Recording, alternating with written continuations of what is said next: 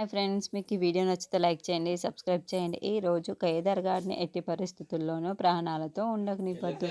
వాడు ప్రాణాలు తీయాల్సిందే అని యువరాజ్ మీనన్కి చెప్పడంతో మీనన్ మనుషులు దాన్ని చుట్టుముట్టుకుంటూ ఉంటారు. అప్పుడే దాత్రికి ఏదో డౌట్ రావటంతో అందరినీ గమనించుకుంటూ ఉంటుంది.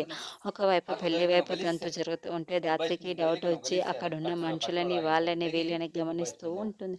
అప్పుడు ఒక రౌడీ గన్ తీసుకువచ్చి కేదార్‌కి వెనక వైపు నుంచి గురిపెడుతూ ఉంటాడు. "రేయ్! కదిలావంటే" అని వార్నింగ్ ఇస్తూ ఉంటాడు. "రేయ్!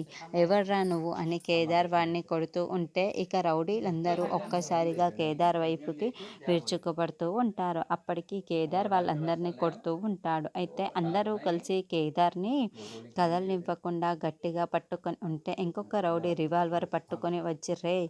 ఈరోజు నా చేతిలో నీ ప్రాణాలు పోయాయిరా! ఇక నువ్వు ప్రాణాలతో ఉండేది అసంభవం రా! ఇప్పుడే నీ ప్రాణాలు తీసేస్తానురా" అని షూట్ చేయబోతూ ఉంటాడు. అప్పుడే వెనుక నుండి ఆ రౌడీ తలని దాత్రి పగలగొట్టేస్తూ ఉంటుంది. ఏంటి వాడు అలా కింద పడిపోతున్నాడు అని మిగతా రౌడీలందరూ షాకింగ్గా చూస్తూ ఉంటే ఆ రౌడీ వెనుక ఒక పెద్ద కర్ర పట్టుకొని ధాత్రి అమ్మోరులా వాడిని కొట్టేసి చాలా కోపంగా చూస్తూ ఉంటుంది. ఇక ధాత్రి కేదార్ ఇద్దరు కూడా కలిసి ఆ రౌడీలందరినీ ఎలా కుమ్మేస్తారు, వీళ్ళిద్దరు రౌడీల్ని ఎలా కొడుతున్నారు అని యువరాజ్కి వాళ్ళిద్దరే పోలీసులు జేడీకేడి అన్న విషయం ఇప్పటికైనా తెలుస్తుందా అన్నది నెక్స్ట్ ఎపిసోడ్లో చూద్దాం.